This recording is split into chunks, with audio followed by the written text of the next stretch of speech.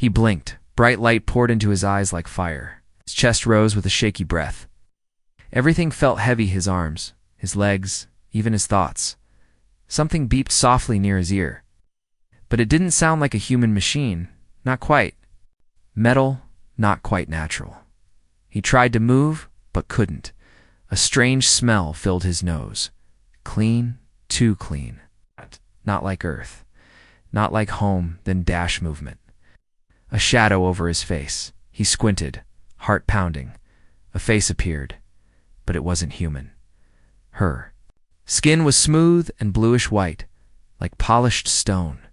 Her eyes were too large, too bright, like tiny galaxies locked inside. She wore a dark uniform with a silver crest over her shoulder. Not military, not Earth. She leaned closer, her voice soft and filled with worry. Careful, human. Been in a coma for over 20 years. He froze. 20 years. His lips moved, but no words came. His throat was dry, like he hadn't spoken in years. Maybe he hadn't. His fingers twitched. She noticed and touched his hand gently. Her fingers were warm, surprisingly warm. "I'm John," he whispered, barely audible. The alien woman nodded. "Yes, John Carter. You were found in a life pod drifting near the ruins of an old Terran warship. You were the only one still breathing." He looked around. The ceiling above him was curved, glowing faintly. Strange symbols ran along the walls, pulsing like veins. Machines floated. There were no wires, no beeping monitors, just soft hums, glowing panels, and alien tech he couldn't understand. "Where am I?" he croaked. "You're safe," she said. "You're aboard Med Station Solari under the protection of the Union of Allied Species." He tried to sit up. Pain shot through his spine like a knife. She reached for a console and tapped. A calming sensation moved through his chest and back, like warm liquid inside his bones. "Relax," she said. "Your body is still healing. You were injured in the crash. Bones shattered, internal bleeding. It's a miracle you're alive." "Alive," he whispered. His mind was spinning. He remembered Earth, soldiers, a sky full of fire, ships exploding. Orders shouted in panic, and dash nothing, everything. Everything after that was just black war. He said slowly, "There was a war. Did we win?" She didn't answer. Instead, she looked away, her fingers tightening on the edge of the bed. He stared. At her? What happened to Earth? She didn't look at him. He tried again. "Is Earth okay?" Still, she said nothing. Finally, she whispered, "I'm not allowed to say. Not yet." "Why not?" "Because the truth is hard, and you're not ready. Not after what you've been through." John gritted his teeth. His hands shook. He didn't like being kept in the dark. "I need answers." "We'll get them," she said softly, but not all at once. He lay back, breathing heavily. Something inside him felt wrong. Not just his body, but his mind. His thoughts were jumbled. He tried to remember the name of his squad leader. Nothing. His ship. Gone. Even the name of his last mission. "Can't remember everything," he said. "That's normal," she replied. "Long-term stasis can damage short-term memory. You may have gaps, but they'll come back." He looked at her. "What's your name?" She hesitated. "Viria." He studied her face. Strange, elegant, kind. "Why are you helping me?" Her eyes flickered, because no one else would. He didn't understand. But he was too weak to ask more. Vera stood up and tapped something on her wrist. A transparent screen floated in the air.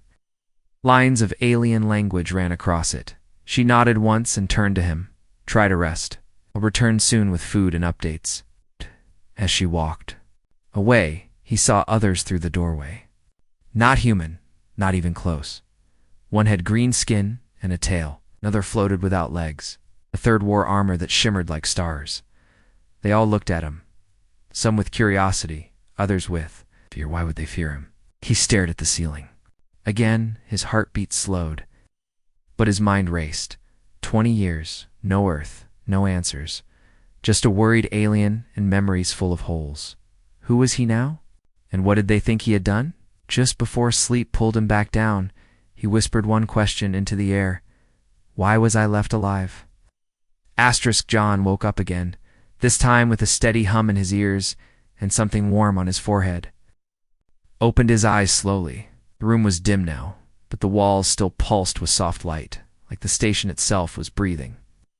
Viria sat beside his bed, her fingers resting on a strange flat device that showed a glowing scan of his body. She looked tired, her eyes shadowed, like she hadn't slept in days. You're healing well? She said quietly when she noticed him looking. Your heartbeat has stabilized. Muscle tone is returning faster than expected. He nodded slightly. His voice still scratchy. Didn't expect to wake up in a place like this. Ria gave a small smile, but it faded quickly. She glanced toward the doorway before leaning closer. I wasn't supposed to wake you yet, she whispered. The council ordered us to keep you sedated longer. John stared at her. Why? She hesitated. Because you're not just a patient to them. You're something else. What am I? Vera didn't answer at first.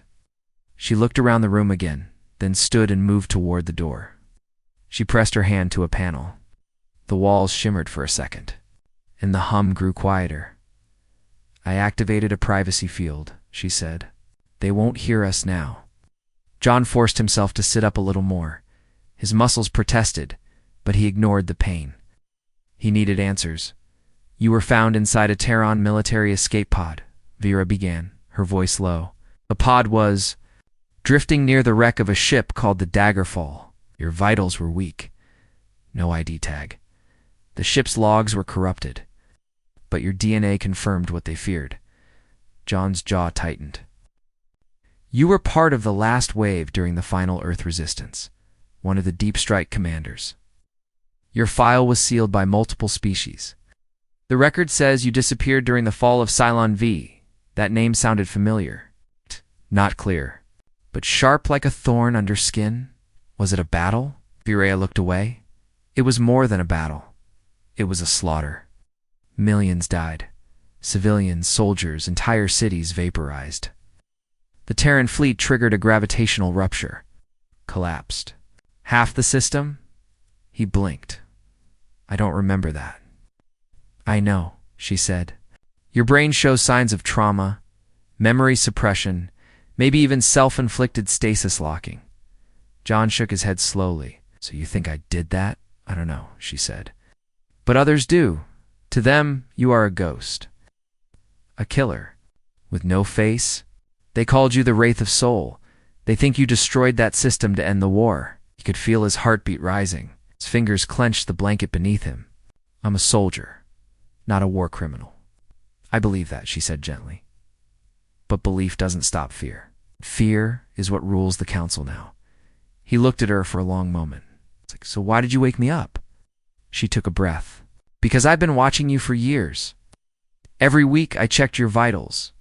Every month I read your old reports. You were not the monster they described. Your choices, tactical retreats, civilian extractions, refusal to follow genocide. Orders, it's all there.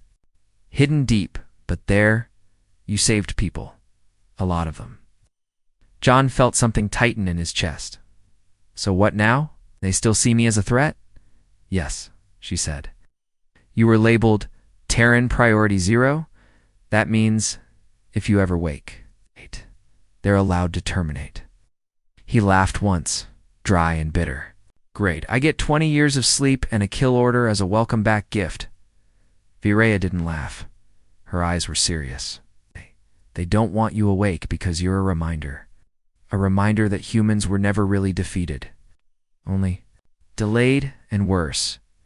If you remember what happened at Cylon V, you might have information no one else does. He leaned back, closing his eyes. His body ached, but his mind was sharper now. Questions filled the cracks left by sleep. I asked about Earth. You didn't answer. Vera lowered her head because Earth has changed. After the war, most major cities were placed under Allied supervision. Your government was dissolved. Many humans left the planet. Some joined the Galactic Order. Others disappeared. The planet is still there, but it's not the same. He clenched his jaw. Is it free? She looked at him, pain in her eyes. No, not really. Silence filled. The room, then? John asked. So what do they plan to do with me? They're sending a diplomatic inspection team, Vera said. But you won't like what's coming with them. What is it? She turned the floating device toward him. It displayed a list of clearance level orders. Oh. One line stood, out in bold, glowing red. If subject regains consciousness, initiate Phase 2, immediate extraction or elimination. John didn't move. He stared at the words until they blurred. So I'm not a guest, he said finally. I'm a time bomb, Vera stepped closer. Not to me. You're a man who went through hell and never gave up. That's why I'm giving you a choice. Pulled a small chip from her pocket and handed it to him. What's this? He asked. It's your personal command log. It's the one they buried. What you do next, ... is up to you. John looked at the chip. Then he looked at her. He didn't know who he was yet, but whoever he had been, he was awake now, and someone was going to regret that, asterisk. When the door opened, the light from the corridor fell across John's face. He wasn't asleep. He hadn't slept at all. Not since Viraya gave him the chip. He had stared at it for hours, turning it over in his fingers. There were no markings. On it, no visible code, but something about the weight of it felt familiar. Like a weapon he hadn't touched in years. Now, a tall figure entered the room. Not Vera. This one was different. Cold, sharp. The uniform he wore wasn't medical. It was military. Dull gray coat with 3 glowing emblems on the collar. His skin was dark green, his eyes narrow and mechanical, like someone who had seen too many wars and lost too many parts. He didn't smile, didn't even blink. Human, he said without emotion. I am Commander Tazik. You are to come with me. John didn't move. I'm still recovering. Tazik stepped forward. Then you will recover in a secured facility. Station is no longer authorized to host Priority 0 individuals. John looked past him. Outside the room, 2 more soldiers stood, both armed, both staring straight. Ahead like machines. He sat up slowly. His body still hurt, but the pain was dull now, like background noise. He noticed something strange. The moment Tazik entered, the walls in the room changed color slightly. The light had turned a shade darker, cooler. Like the room itself recognized danger. I thought I was under medical care, John said calmly. You were? The care is no longer necessary, Tazik replied. Your presence here is considered a liability because of what I might remember. Of what you already are. John stood. His legs shook, but held. He reached for the folded uniform Viraya had left at the edge of the bed. Simple gray clothes, with no insignia. Nothing to identify him. He dressed while Tazik waited, silent, and still, as John finished tying the last strap, he turned. Before I go anywhere, I want to speak to her. Tazik's expression didn't change. The medic has been reassigned. You will not see her again. John's fists clenched. He hit it well, but the heat rising in his chest was real. Saved me. That was her mistake. The words cut deep. But John said nothing. Not yet. They walked together down the corridor. The walls were silent now, the lights colder than before. Every corner had a camera. Every hallway felt like it was watching him, tracking his every breath. The station that once felt strange but quiet now felt like a trap. At the end of the hall, a chamber opened. Inside was a small shuttle. 2 pilots waited, one glancing at John with clear discomfort. They were afraid, not cautious, not careful. Afraid, John stepped inside and sat down. The door sealed with a hiss. Tazik remained standing, arms behind his back, as the shuttle lifted from the station floor. John looked out the side window. He saw it for the first time. Earth, or what was left of it, his home now looked wrapped in metal. Enormous orbital rings circled the planet. Ships hovered like predators above continents. Massive drills extended into the upper atmosphere. The ocean still shimmered, but the land below was wounded, scarred, dotted with alien towers and processing centers. Is that what freedom looks like now? John asked. Tazik didn't answer. John turned back toward him. What happened at Silin V? Tazik raised an eyebrow. So you do remember? No, John said, but I want to. Tazik looked at him for a moment, then sat across from him. Silin V was the turning point. The final act of the Terran resistance. Your fleet arrived under orders to disable communication satellites. Instead, they destroyed the planetary core generators. It triggered a collapse of the moon belt. Tidal shockwaves erased the major cities in under 6 hours. 7 billion lives were lost. John's throat tightened. I was there. You led the charge, Tazik said. Your voice was on every command signal. Your name, your code, your orders. Afterward, no one found your body. The Terrans called you dead. But we never found the escape logs. Until 20 years later, when your pod drifted near one of our old perimeter zones. John looked at his hands. He had no memory of it, no image, no sound. But his hands trembled like they knew something his brain refused to recall. Why would I give such an order? Tazik leaned closer. Because you believed it was the only way to make us stop. You didn't just strike the military. You crippled our economy, broke our morale. The war ended in 3 days after that. John stared at him and the humans. The ones who survived, they surrendered. Some were given work, some scattered. A few ... resisted. And what happened to them? Tazik stood again. They became shadows. Fugitives. Rebels. We don't speak of them. The shuttle slowed. A dark tower rose ahead. Structure suspended in orbit, built like a claw around a chunk of broken asteroid. This was no hospital. This was a prison. Before. The door opened. Tazik spoke again. You are not a man anymore. You are a symbol. To the aliens who fear you. To the humans who remember you. That makes you dangerous. The door opened with a hiss. John stepped out. His muscles ached. His heart pounded, but something had changed. The station hadn't broken him. The fear in their eyes told him one thing. Somewhere in this galaxy, someone still believed in him, and if he ever remembered who he truly was, the stars would tremble. Again, the cell was silent, except for the hum of power lines running through the walls. John sat on the edge of the metal bench, staring at nothing. The walls were smooth and gray, the ceiling barely 6 feet above his head. There were no windows, no clocks, and no reflection in the black glass where a camera probably watched him. He didn't know how many hours had passed. They hadn't fed him. They hadn't questioned him. Hadn't even spoken to him since they locked him in this room. It wasn't punishment. It was something worse. They were waiting for him to remember. John reached into the waistband of his uniform, his arm. Fingers found the tiny chip Varia had given him. He had kept it hidden. Not even the scans detected it. It was no bigger than a fingernail, but somehow it felt heavier than everything he carried. He pressed it to the side of his neck. A cold sting. A flash. Then everything changed. His mind flared with images. Not memories, but fragments. Starships. Tearing through the sky, tactical maps with red markers blinking. A voice, female, shouting through static. His own voice, calm and controlled, giving orders.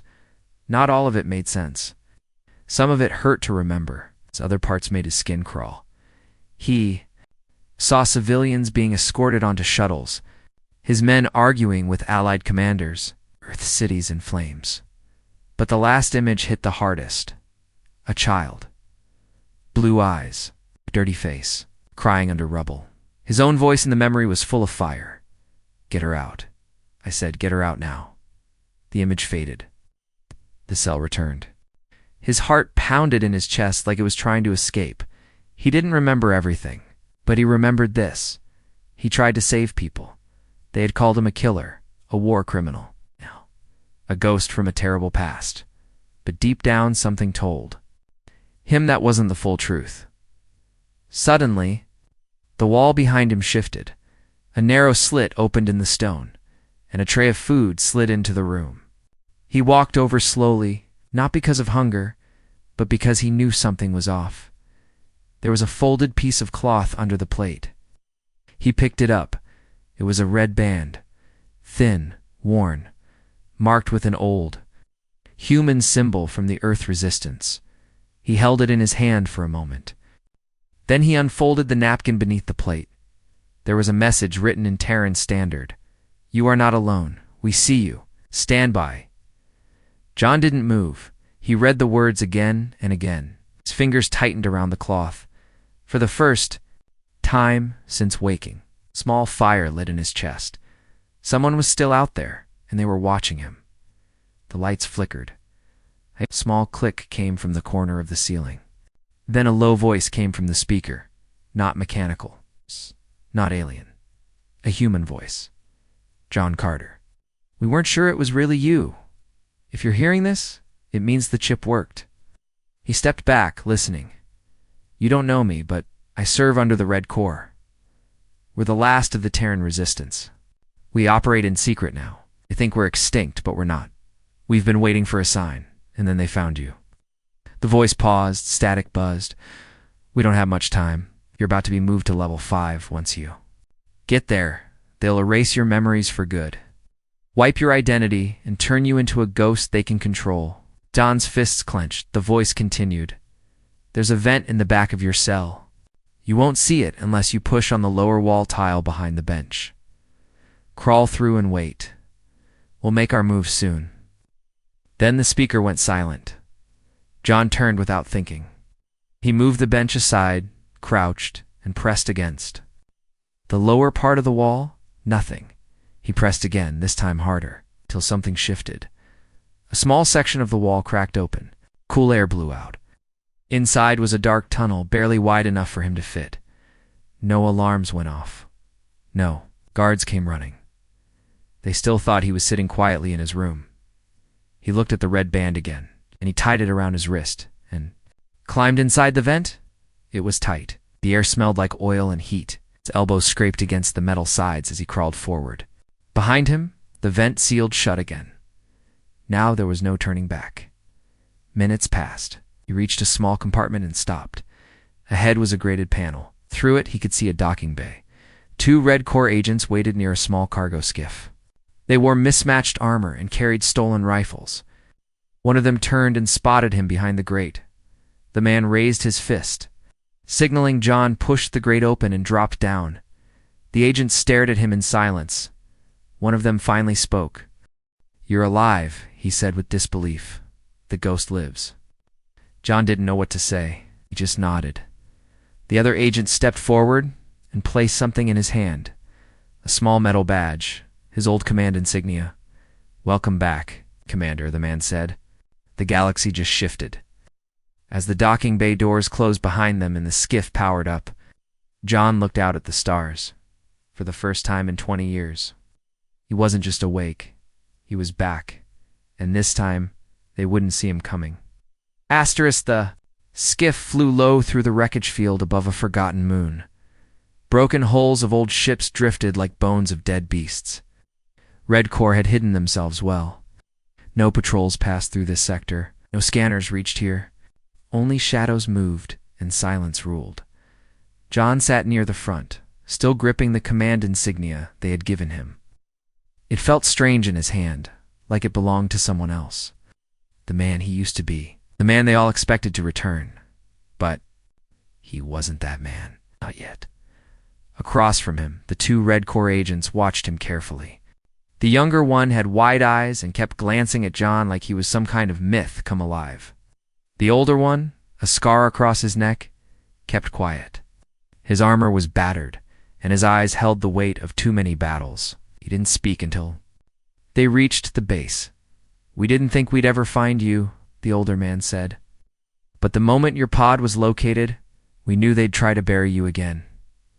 John didn't look at him, just asked who gave the order to watch. "Me. Her name's Tessa," the man answered. "She leads what's left of the Corps, but this base isn't hers. It's yours." The skiff descended toward a hangar built inside the remains of a wrecked Terran dreadnought. The metal walls were scorched, the symbol of Earth's last defense force barely visible under layers of rust and time. As they landed, a group of humans rushed out to greet them. Some wore uniforms. Others wore scavenged gear. All of them stared at John. Some nodded, some saluted. Some just stood, silent and stunned. He stepped out of the ship, and the cold air bit into his lungs. The place smelled like dust and old fuel. There was life here, movement, purpose.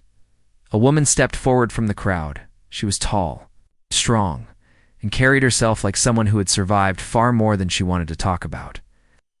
Her hair was tied back, and her uniform bore no rank. Just one name stitched across the front. Tessa? You don't remember me? She said as she approached. But I served under your command during the border sieges. You taught us not to run when we were outnumbered. You told us that survival wasn't just about shooting first. It was about protecting the people who couldn't fight. John studied her face. There was something familiar about her voice, a tone of respect, not fear. You remembered me better than I did, he said. Nodded once. We kept the Corps alive because we believed one day you'd return. John looked around at the faces gathered in the old hangar, saw humans of every age, young fighters, engineers, even a few children. There were stories behind every pair of eyes. But before he could speak again, a voice called out behind the crowd. Move aside. Let me through. The crowd parted. John's breath caught. It was Vera. She was out of uniform. Her long coat replaced by a dark traveler's cloak. Her hair was loose now, and a small scar marked her cheek. She walked straight up to him and didn't say a word. Not at first. Then she reached out and touched his face gently, as if checking if he was real. I thought I'd lost you, she said. You were reassigned, he replied. No, she said. I escaped. I knew what they were planning. To make sure they didn't erase you? John didn't respond. His mind was still catching up to the moment. She had risked everything, left the protection of her station, crossed into enemy territory. All for him. You believed in me when no one else did, he said quietly. She smiled for the first time in days. You're not just a weapon, she said. You're a man who refused to be turned into one. That's why they fear you.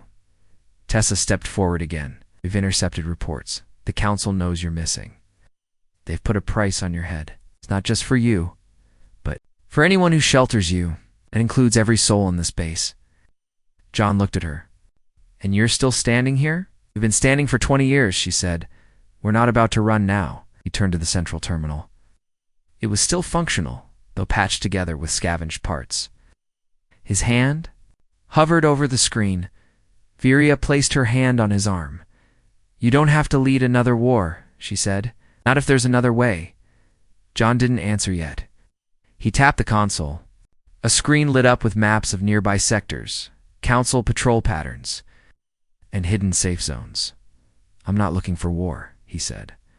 But if they bring it, I won't run from it either. Tessa nodded. Then you need to see what they're building. She tapped her own device.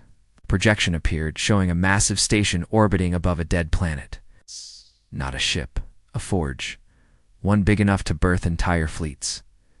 Council tech, powered by slave labor and one sector over from Earth. John watched the data scroll. Numbers, names, coordinates. The plan was clear. They weren't just preparing for defense. They were building something meant to wipe out what remained of human freedom. Vera stepped beside him. We can't win an open battle, she said. Then we don't fight like they do, John replied. We don't need armies. We need truth. Evidence.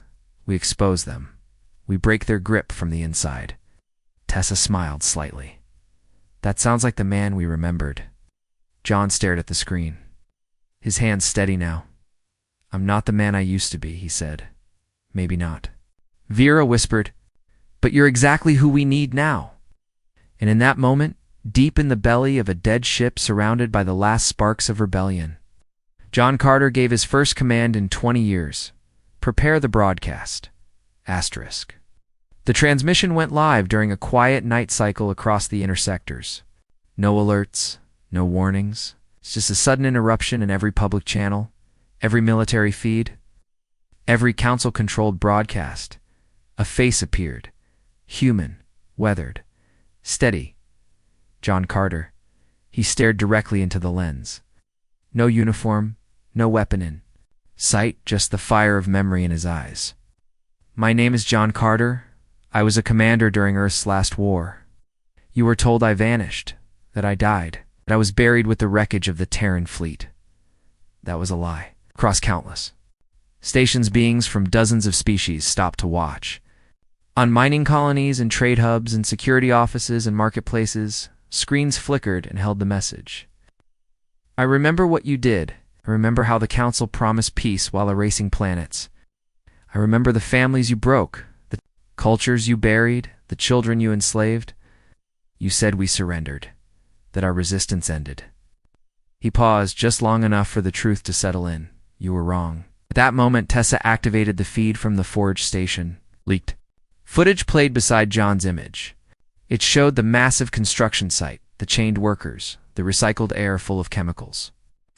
The screams of prisoners echoing in translation.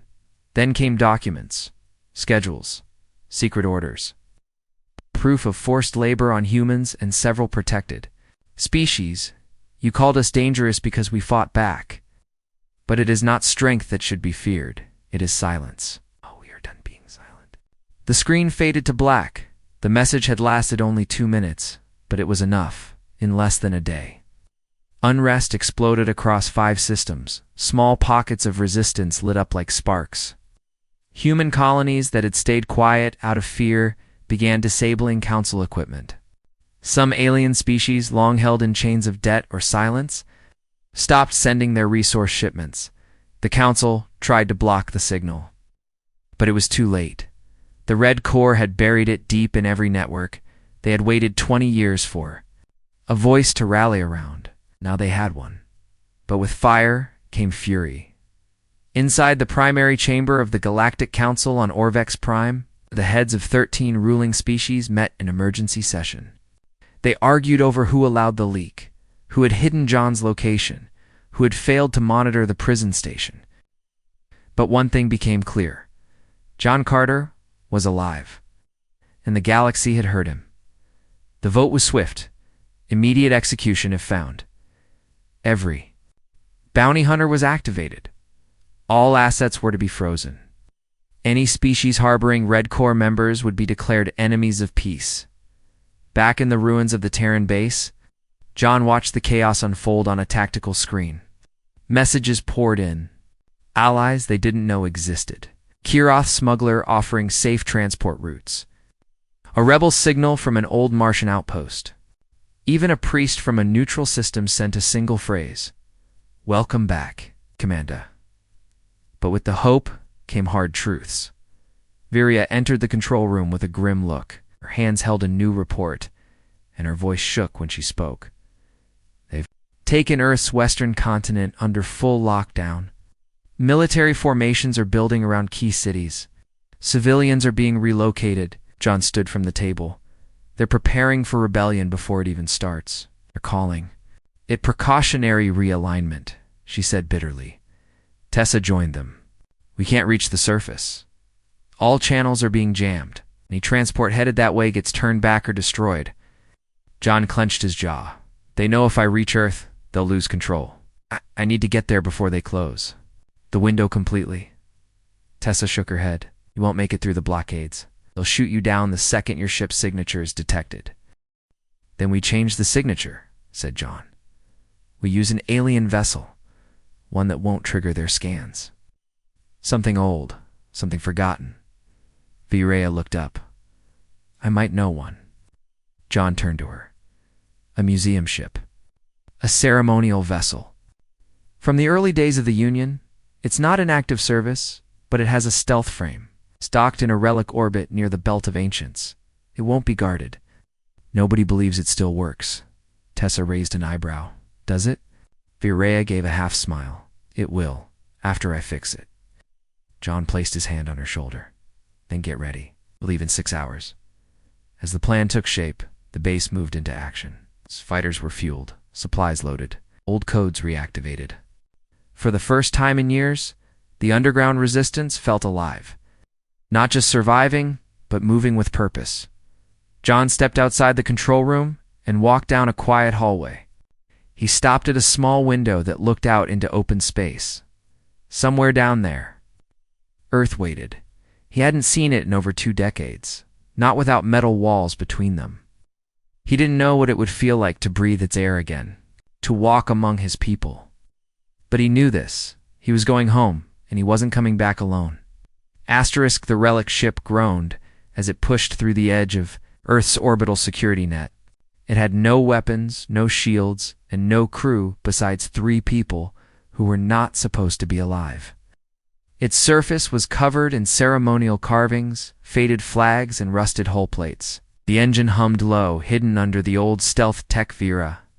Had restored inside, John stood in the center bay, wearing a mix of old Terran armor and scavenged gear. He wasn't dressed for war. He was dressed for truth. Tessa stood at the control station, guiding the ship carefully through debris fields and patrol paths. Furea worked at the comms panel, patching into emergency frequencies. The plan was simple. Reach the surface, broadcast the truth, trigger the uprising from within. But nothing had gone to plan since John woke up, and this time was no different. As they neared the exosphere, Earth's orbital guns activated, giant defense satellites locked. Onto the incoming vessel, warning flashed in every language. Unauthorized vessel. Identify or be destroyed. John stepped toward the console and activated the open channel. This is John Carter, former commander of Earth's 5th Resistance Fleet. I request immediate access to land on the surface. There was no reply. Then, the lock-on alert turned red. Weapons charging. Tessa's hands flew across the panel. They're ignoring the signal. Rhea shouted over the alarms. Brace for impact. But before the first shot could fire, another signal broke through the noise. A voice, clear, confident. This is Lieutenant Marin of Earth Defense Sector 12.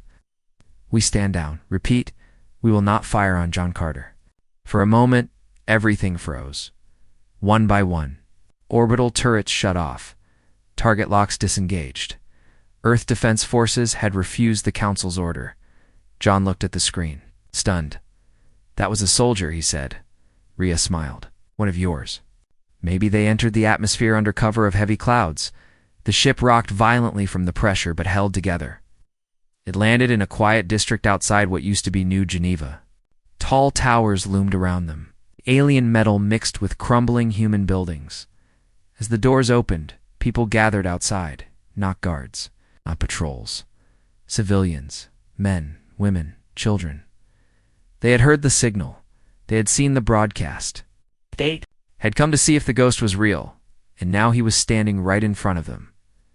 John walked down the ramp slowly. The crowd didn't cheer. They didn't shout. They simply made way. Silent. Waiting. He reached the center of the square and looked around. Then he raised his voice. You were told the war was over. You were told peace had been made. You were told to forget what it felt like to stand tall. More people gathered. Some wore rags, others uniforms. Some bore the marks of years under council control.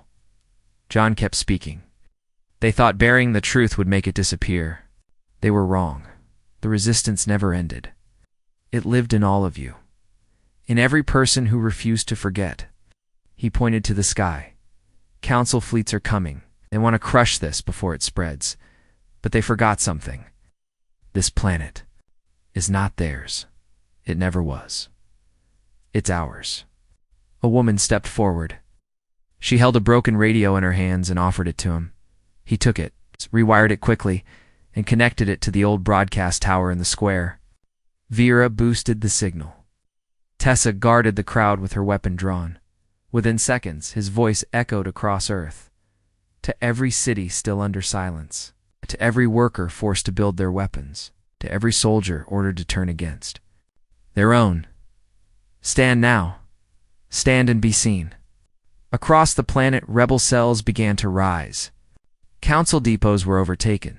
Ships grounded. Protests erupted in capital zones. Some military forces hesitated. Others joined. But the Council did not retreat. Their fleet arrived in orbit. Within the hour, dozens of ships. Heavy artillery there. Message was clear. Kill John Carter. Kill the symbol. End the resistance. Tessa looked at him. They'll bomb the square. They'll turn this city into ash. John nodded. Then I need to go up there. Vera grabbed his arm. No, you can't. If they take you, it's over. They don't want peace, he said. They want fear. And I'm going to give them something else. He turned to the crowd. I need one ship. Just one. It doesn't have to be fast. It just has to reach them. A man raised his hand. I have one, old freighter. It still flies. Oh. John placed a hand on his shoulder. That's enough. The freighter launched alone, rising into the sky as the world below held its breath. Inside, John sat at the helm, unarmed, casting a direct signal to the lead council vessel. He opened the channel. You started this war in fear. You ruled through lies. But your time is over. There was silence. Then the council ship fired. The blast hit the freighter directly. No shields. No defense. John Carter's ship exploded in light above the earth. On the ground, Vera dropped to her knees. Tessa bowed her head. The crowd stood frozen. But then, a new light filled the sky. The council ship stopped firing. Its weapons powered. Down, something had changed. Inside the ship, someone had played the last part of John's message. Recording, it wasn't a threat. It was a goodbye. And it had reached someone who mattered. Across the galaxy, the council fractured. Leaders stepped down. Trials began. Records were unsealed. The truth spread like wildfire. Earth reclaimed its freedom, not with a gun, but with a voice. Single voice. The voice of a man who never gave up. Years later, a statue stood in the center of New Geneva's new plaza. It showed a man standing tall, no weapon in hand, just a simple message carved beneath his feet. He woke. He remembered. He spoke. And the stars listened. Asterisk.